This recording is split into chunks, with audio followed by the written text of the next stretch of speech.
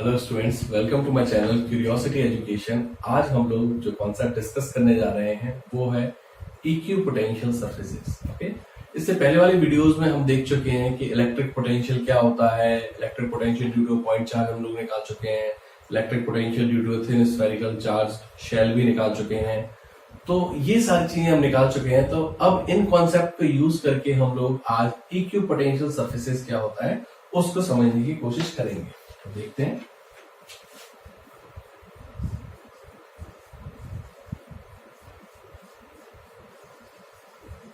Equipotential surface, देखिए वैसे तो ये नाम ही अपने आप में सेल्फ एक्सप्लेनेटरी है। इसका मतलब क्या है? इक्यू का मतलब क्या होता है?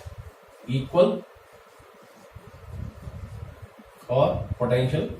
तो पोटेंशियल लिख लेते हैं अभी तो फिलहाल। तो ऐसी सरफेस जिसके हर पॉइंट पर पोटेंशियल सेम रहे, ऐसी सरफेस को हम इक्यू पोटेंशियल सरफेस कहते हैं। ठीक है ना। अब वो सरफेस किसी भी चीज की हो सकती है, ठीक है ना। जहां पर भी आपके अगर पोटेंशियल सेम है किसी सरफेस पे तो वो इक्यू पोटेंशियल सरफेस कहलाएगी। वो किसी चार्ज बॉडी की सरफेस हो सकती है या फिर वो एक अपने आप में एक आइसोलेटेड सरफेस भी हो सकती है स्पेस में। ठीक है ना। जैसे मैं एग्जांपल दूं, याद करिए हमने प्रीवियस वीडियो में देखा था जब हमने निकाला था potential of a uniformly charged thin spherical shell. उसका जब हमने सेकंड केस देखा था, सेकंड केस में क्या करा था हमने, जब हम पॉइंट को इस सरफेस पे ले आते हैं तो हमने देखा था इसका जो पोटेंशियल आता था के क्यू बाय आर आता था, मतलब इस आर के बराबर। अब आप यहां पर देख लो, यहां पर देख लो, यहां पर देख लो, कहीं पर भी देखेंगे तो इसका जो पोटेंशियल होगा वो क्या होगा? यहां पर भी के क्यू बाय आर, यहां पर भी के क्यू बाय आर, यहां पर भी के क्यू बाय आर, मतलब इसके हर पॉइंट पर इसका सेम पोटेंशियल है। तो क्या मैं ये बोल सकता हूं कि जो मेरी स्फेरिकल शेल की जो सरफेस है वो एक इक्विपोटेंशियल सरफेस है? बिल्कुल बोल सकता हूं, क्योंकि इक्विपोटेंशियल की सरफेस की जो डेफिनेशन है वो बोल ही ये रही है कि the surface having equal potential at every point. Her point पर अगर पोटेंशियल सेम है तो ऐसी सरफेस को मैं इक्विपोटेंशियल सरफेस कह दूंगा। ये तो मैंने एक जस्ट एग्जांपल लिया है। आप देखेंगे कि जो कंडक्टर होते हैं, कंडक्टर की जो सरफेस होती है वो इक्विपोटेंशियल सरफेस होती है। मतलब कंडक्टर की सरफेस पर आप एक पॉइंट से दूसरे पॉइंट पर जाएंगे तो उसका पोटेंशियल आपको सेम ही मिलेगा।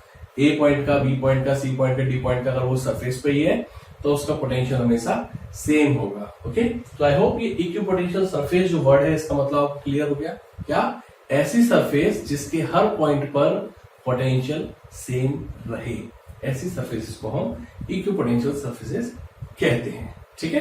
अब जरा हम इसकी प्रॉपर्टीज को डिस्कस कर लेते हैं कि इनकी प्रॉपर्टीज क्या होती है। अगर कोई सरफेस इक्विपोटेंशियल सरफेस है तो वो अपने साथ में क्या क्या प्रॉपर्टीज लेकर आएगी, तो हम उसके बारे में डिस्कशन करते हैं। चलिए,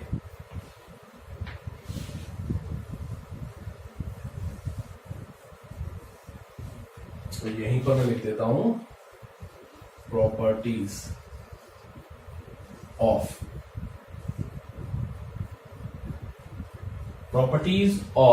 इक्विपोटेंशियल सरफेस। ठीक है। सबसे पहली प्रॉपर्टी नंबर 1 आप बोल सकते हैं इसको। ऐसा कुछ फिक्स नहीं है कि ये प्रॉपर्टी नंबर 1 ही, जस्ट इसकी जो वेरियस प्रॉपर्टीज है उनको अपन सिस्टमैटिकली पढ़ रहे हैं। तो इसकी फर्स्ट प्रॉपर्टी आप बोल सकते हैं no work is done in moving from one point to another on any equipotential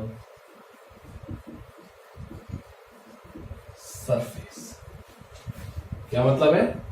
No work is done in moving from one point to another point, another point on no work is done moving from one point to another point on any equipotential surface। Okay, क्या मतलब है इसका कि अगर कोई equipotential surface है तो वहां पर आपको अगर एक पॉइंट से दूसरे पॉइंट पर जाना है तो आपको कोई वर्क नहीं करना पड़ेगा। इसको हम प्रूव भी कर सकते हैं कि देखिए ऐसा क्यों है। सपोज करिए लेट्स से ये एक इक्विपोटेंशियल सरफेस है, ये मेरा पॉइंट ए है, ये मेरा पॉइंट बी है। आप किसी चार्ज को यहां से यहां लेकर जा रहे हैं, ठीक है। फॉर एग्जाम्पल हम मान लेते हैं कि एक क्यू चार्ज है और आप इसको यहां से यहां मूव करवाना चाहते हैं, तो आपको कितना वर्क करना पड़ेगा वो हम निकाल लेते हैं। हमको ये दिया है कि इक्विपोटेंशियल सरफेस है। इक्विपोटेंशियल सरफेस का मतलब क्या है, वी ए और जो वी बी है वो आपस में इक्वल है ना, बराबर है। तो हम जानते हैं वर्क का फॉर्मूला क्या होता है, W equals to charge into potential difference. पहले वाले वीडियोस में हम इसको कवर कर चुके हैं, जिनको नहीं पता वो एक बार उसको काइंडली रेफर दोस वीडियोस जहां पे हमने पोटेंशियल को काफी अच्छे डिटेल में स्टडी करा था। वहीं पर हम इस फॉर्मूले पे भी डिस्कशन में लाए थे। सो जो वर्क होगा वो Q इंटू यहां से यहां ला रहे हो तो V B minus V A potential difference. अब ये दोनों तो बराबर है, जब ये बराबर है तो फिर ये दोनों कट जाएंगे, यहाँ पे 0 आ जाएगा। इसका मतलब क्या हुआ कि no work, W equal to 0 आया ना, मतलब आपको कोई वर्क नहीं करना पड़ेगा अगर आप किसी इक्विपोटेंशियल सरफेस पे एक पॉइंट से दूसरे पॉइंट पर जा रहे हैं। So this is property number 1। Okay, now property number 2, no two equipotential surfaces can intersect each other। अगर दो इक्विपोटेंशियल सरफेसेस हैं अलग अलग तो वो एक दूसरे को कभी भी इंटरसेक्ट नहीं करेंगे, ठीक है। अब ऐसा क्यों है आप समझिए। देखिए सपोज करिए ये एक इक्विपोटेंशियल सरफेस है, मैं इसको ए मान लेता हूं, चलिए। तो इसके हर पॉइंट पर जो पोटेंशियल होगा वो वी ए होगा, कहीं पर भी ले लीजिएगा, है ना। ये एक इक्विपोटेंशियल सरफेस या 1 मान लेते हैं, चलिए 1 2 हमको थोड़ा क्लियरली समझ में आता है। लेट्स से ये मेरी एक इक्विपोटेंशियल सरफेस है जिसके हर पॉइंट पर जो पोटेंशियल है वो V1 है। ऐसे ही सपोज करिए मेरे पास एक दूसरी इक्विपोटेंशियल सरफेस है जिसके हर पॉइंट पे जो पोटेंशियल है वो V2 है। ओके, अब इसके हिसाब से वो ये कह रहे हैं कि no two equipotential surfaces can intersect each other. आप समझिए, सपोज करिए ये अगर आगे ऐसे जा रही होती, ऐसे इसको क्रॉस कर जाती है, तब क्या होता। आपको माना इसके हर पॉइंट पे पोटेंशियल V1 है, तो इस पॉइंट पर, ये पॉइंट भी कर्व पे लाई कर रहा है, इस पॉइंट पे पोटेंशियल क्या होगा V1, राइट। अब जरा इसके रिस्पेक्ट में बात करते हैं, इसके हर पॉइंट पे पोटेंशियल V2 है, तो ये जो पॉइंट है ये इस पे भी लाई कर रहा है, तो इस पॉइंट पे इसका पोटेंशियल क्या हो गया V2।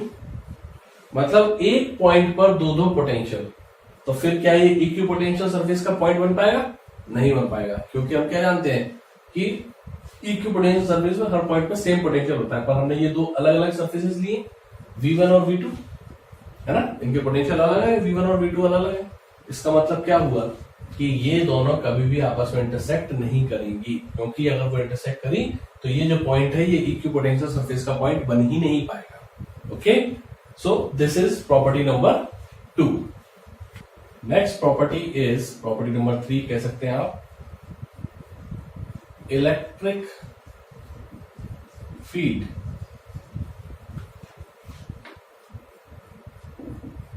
is always normal या फिर आप इसको परपेंडिकुलर भी कह सकते हैं,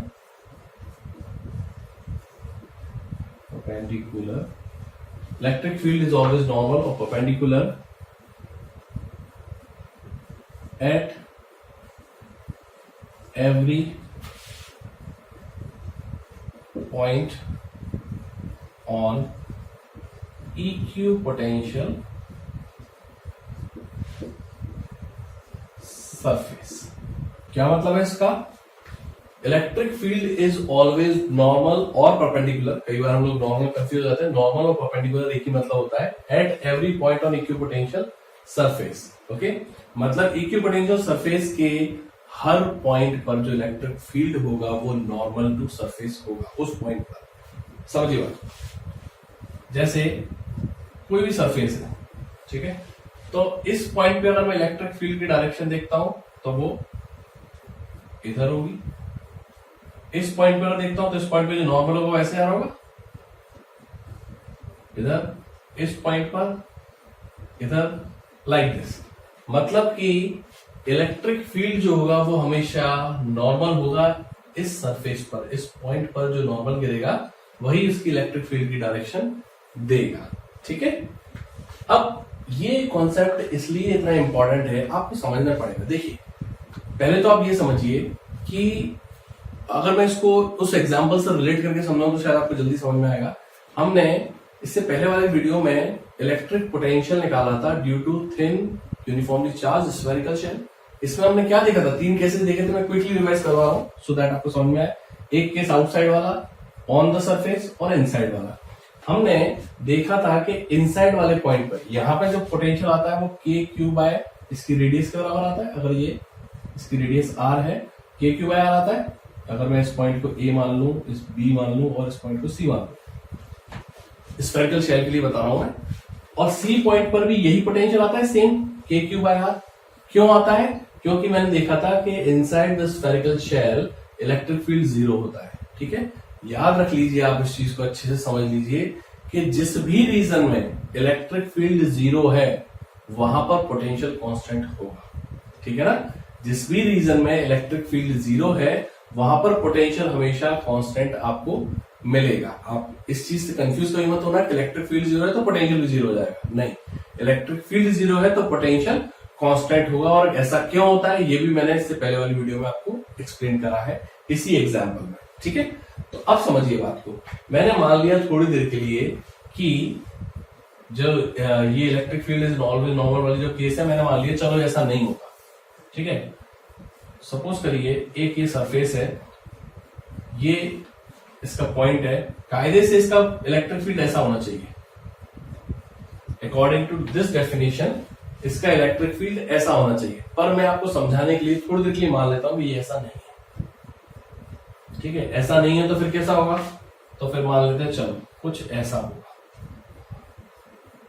जो इलेक्ट्रिक फील्ड इस पॉइंट पर वो ऐसा है।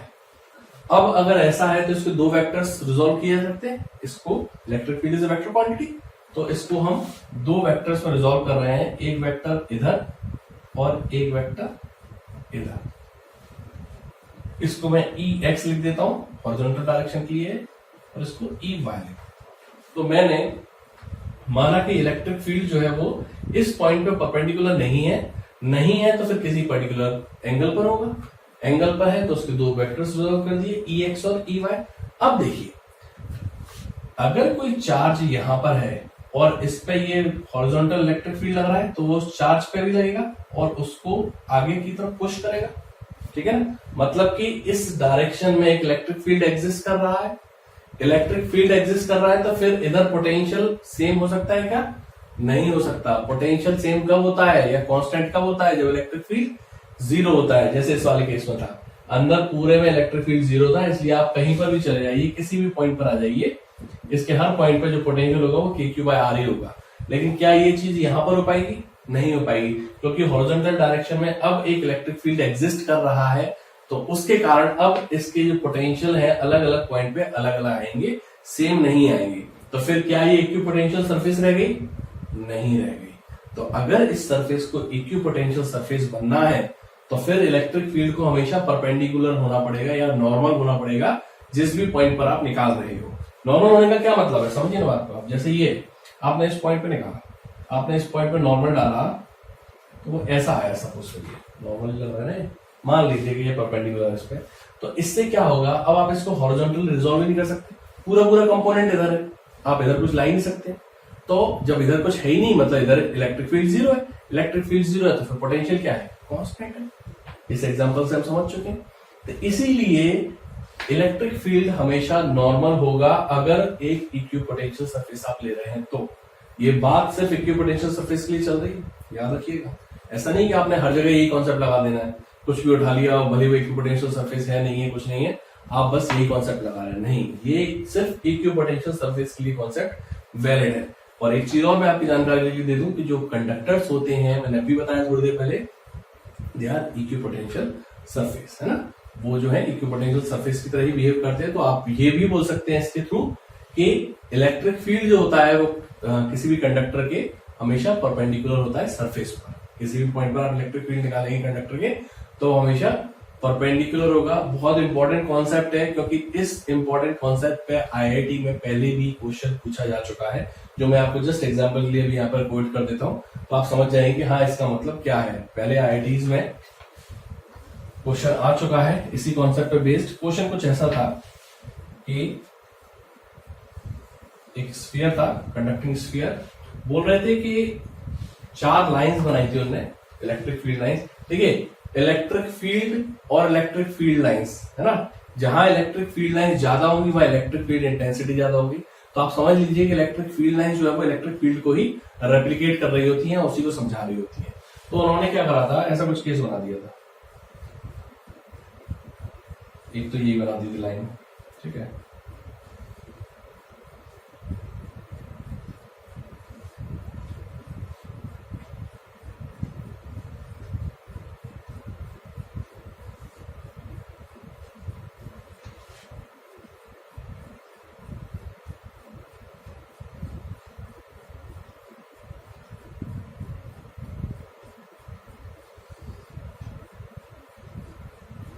सपोज करिए 1 2 3 4, ये उन्होंने आपको ऑप्शंस दिए थे, ठीक है, 1 2 3 4।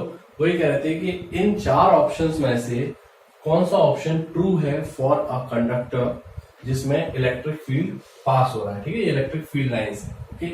अब समझिए बात को, देखिए ये पॉसिबल क्यों नहीं है, इसके 2 कारण है। पहली बात तो ये इस पॉइंट पर नॉर्मल नहीं है, क्योंकि electric field is always normal to perpendicular, और नॉर्मल और परपेंडिकुलर टू इक्विपोटेंशियल सरफेसेस। अब आपको मालूम कंडक्टर एक इक्विपोटेंशियल सरफेस होता है, पहली चीज। दूसरी चीज, electric field inside a conductor is always 0। ये पढ़ चुके हैं हम लोग, पहले चैप्टर में पढ़ चुके हैं, तो ठीक है ना, ये तो हम सेकंड चैप्टर पढ़ रहे हैं। पहले चैप्टर जो हमने इलेक्ट्रिक फील्ड निकाला था कंडक्टर के लिए, तब हमने देखा था कि उसके अंदर इलेक्ट्रिक फील्ड जो है वो 0 आता है, और मैंने बताया था कि इस कॉन्सेप्ट का हम यूज क्या करते हैं, इलेक्ट्रोस्टैटिक शील्डिंग में, ओके। सो ये 2 कारणों से ये ऑप्शन आपका ट्रू नहीं हो सकता। क्यों? पहली बात तो यहाँ पर ये नॉर्मल नहीं है, दूसरी बात इसके अंदर आपने इलेक्ट्रिक फील्ड एग्जिस्ट करता हुआ दिखाया है, तो ये 2 कारणों से नहीं होगा। इस पे आते हैं, इस वाले पॉइंट पर देखिए ये नॉर्मल नहीं है, ठीक है ना। नॉर्मल कैसे पता करते हैं हम नॉर्मल है कि नहीं है, आप समझिए बात। इस पॉइंट पे नॉर्मल डालना है, याद रखिए एक कर्व सरफेस अगर है, ठीक है, तो अगर आपको उस पर नॉर्मल डालना है तो बस यहां पर इस पॉइंट के सीधा सीधा इसी डायरेक्शन में, ठीक है, आगे बढ़ा दीजिए, ये नॉर्मल हो गया। इस पॉइंट पे डालना है तो ये नॉर्मल हो गया, ठीक है। हर पॉइंट पे अलग अलग नॉर्मल की डायरेक्शन बदलती जाएगी। तो यहां पर नॉर्मल नहीं, क्योंकि यहां पे नॉर्मल होता था वो कुछ इधर जा रहा होता है, ऐसा, ओके। नाउ अब बात करते हैं इस वाले पे, देखिए इधर भी नॉर्मल नहीं है, पहली बात तो। दूसरी बात देखिए ये इधर जा रहा है, ये इधर जा रहा है, तो फिर ये आगे जाके खत्म कहां हो रही है, ठीक है ना, इधर जाती हुई दिख रही है, पर इसका एंड कहां पर है ये तो हमको पता ही नहीं पड़ रहा है, ठीक है ना। और ये नॉर्मल भी नहीं है, दोनों ही चीजें, ठीक है। अगर थोड़ी देर के लिए मान भी लेंगे, चलिए बाहर से कहीं से आ रहा होगा और ये नेगेटिवली चार्ज स्फीयर थोड़ी देर के लिए मान लिया, तो ये यहाँ पर टर्मिनेट हो रही होंगी, बट ये नॉर्मल अभी भी नहीं है, ठीक है। और लास्ट ऑप्शन देखिए, ये लाइन आई यहां तो सीधी आ रही थी, और जैसे ही सरफेस के पास आई, ये देखिए यहां से टर्न हो गई। अगर मैं इस पर नॉर्मल डालूंगा तो वो इस डायरेक्शन में ही होगा, इस डायरेक्शन में, देखिए तो ये नॉर्मल की डायरेक्शन में। सुनिए बात को, नॉर्मल की डायरेक्शन का मतलब ये नहीं कि सर ये तो इधर निकलना चाहिए तो इधर जा रही है, मतलब परपेंडिकुलर होना चाहिए, ठीक है। तो ये इधर जा रही है, ऐसे इधर देखिए, यहां से भी ये ऐसी निकली है परपेंडिकुलर होती हुई, फिर आगे जाके वो टर्न हो गई। आपको सिर्फ यहां से निकलते हुए दिखाना परपेंडिकुलर, ऐसा नहीं कि वो आगे परपेंडिकुलर चलेगी, सिर्फ जब ये इस पॉइंट से इमर्ज हो रही है वहां पर ये परपेंडिकुलर होना चाहिए।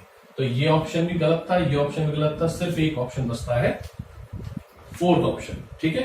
और वो कैसे आया, हमने इस कॉन्सेप्ट का यूज करा। तो ये बहुत छोटे छोटे से कॉन्सेप्ट हैं, आप समझिए, इस पे उन्होंने आईआईटी में क्वेश्चन दे दिया। अब समझिए कॉन्सेप्ट देखने में बहुत बेसिक लगते हैं, और हम जब इनको अप्लाई करने जाते हैं तो हम उनमें कुछ ना कुछ मिस्टेक्स कर देते हैं। तो प्लीज इन कॉन्सेप्ट्स को बहुत अच्छे से समझ लीजिए। So this was property number 3। Property number 4, EQ potential surfaces are closer in the region of strong electric field and vice versa। Okay, मतलब क्या है, जो इक्वी पोटेंशियल सरफेसेज है वो उस रीजन में बहुत पास पास होंगी जहां पर स्ट्रॉन्ग इलेक्ट्रिक फील्ड है। अब आप एक बताइए, इलेक्ट्रिक फील्ड स्ट्रॉन्ग कहां होता था? जहां पे इलेक्ट्रिक फील्ड लाइंस पास पास में होती थी। याद आ रहा है आपको कुछ? इलेक्ट्रिक फील्ड लाइंस जो है इलेक्ट्रिक फील्ड को ही या इलेक्ट्रिक फील्ड इंटेंसिटी को ही रिप्रेजेंट कर रही होती है।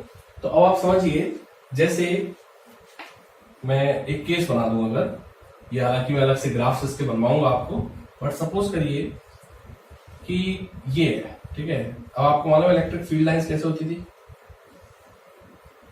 पॉजिटिव के कारण।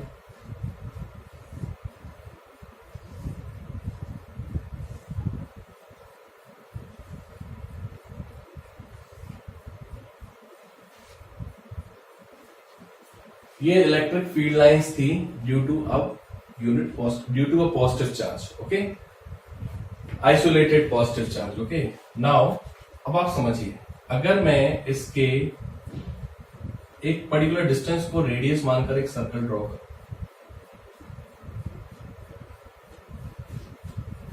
ओके, और एक और रेडियस मानकर मैं एक सर्कल और ड्रॉ करूं,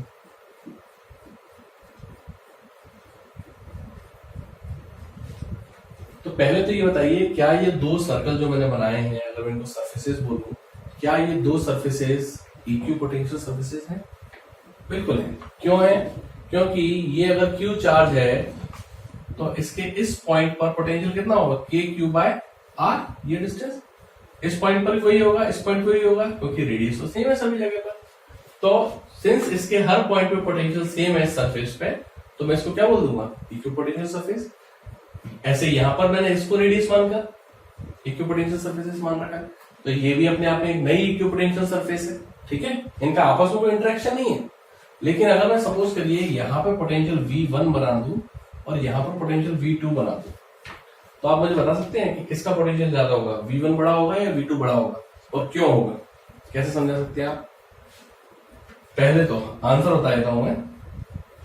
आंसर होगा V1 is greater than V2। ठीक है, V1 is greater than V2 का मतलब क्या है कि यहां पर जो इक्वी पोटेंशियल सरफेस का जो पोटेंशियल है वो ज्यादा होगा V2 से। और मैं ये बोल सकता हूं कि यहाँ पे मेरा जो इलेक्ट्रिक फील्ड है वो ज्यादा स्ट्रांग है, यहाँ पर इलेक्ट्रिक फील्ड इसके कंपैरिजन में वीक है। ओके, और यहाँ पर इक्वी पोटेंशियल सरफेस और पास पास में होंगी, ठीक है ना, यहाँ पर दूर दूर होती जाएंगी। जैसे यहाँ पे और बनाऊंगा ना, तो और पास पास में आएंगी और सबका पोटेंशियल ऑलमोस्ट जो है वो सेम ही आ रहा होगा, बहुत ज्यादा फर्क नहीं होगा, क्योंकि डिस्टेंस मैंने बहुत पास पास में ले रखे हैं। और ये पोटेंशियल बहुत ज्यादा होगा क्योंकि यहाँ पे जो इलेक्ट्रिक फील्ड है वो बहुत स्ट्रांग है। अब बात ये करते हैं कि जैसे जैसे दूर जा रहे हैं पोटेंशियल कम क्यों हो रहा है? क्योंकि आपने याद करिए इलेक्ट्रिक फील्ड का फॉर्मूला पढ़ा था, -dV/dr। ठीक है ना, तो अगर मैं इससे कंपेयर करूं तो इलेक्ट्रिक फील्ड जो है वो जो डिस्टेंस है उसके इनवर्स रिलेशन है। इनवर्स रिलेशन मतलब क्या है? जैसे जैसे दूर जाएंगे इलेक्ट्रिक फील्ड कम होगा। इलेक्ट्रिक फील्ड कम होगा तो उससे क्या होगा कि ये जो इक्वी पोटेंशियल सर्फेसेस है ये भी दूर दूर होती जाएंगी। ठीक है ना, तो ये जो प्रॉपर्टी है, equipotential surfaces are closer in the region of strong electric field. जहां पे इलेक्ट्रिक फील्ड स्ट्रॉन्ग होगा, कहां होगा? Near the charges. तो यहाँ पे ये पास पास में होगी, फिर ये दूर दूर होती जाएंगी। ठीक है ना, सो this is property number 4। I hope आपको ये सारी प्रॉपर्टीज क्लियर हुई होंगी जो हमने इक्वी पोटेंशियल सर्फेसेस की पढ़ी है। ये प्रॉपर्टी बहुत बेसिक प्रॉपर्टीज है, पर एज आई टोल्ड यू कि इनके जो कॉन्सेप्ट्स हैं वो कॉम्पिटिटिव एग्जाम्स में बहुत अच्छे से सिस्टमेटिकली फ्रेम करके पूछे जाते हैं। तो आपको ये कॉन्सेप्ट्स बहुत क्लियरली समझ में आना चाहिए। So this was all about properties of equipotential surfaces. I hope आपको ये वीडियो अच्छा लगा होगा। And please like, share and subscribe to our channel and press the bell icon to get the latest notifications. Thank you.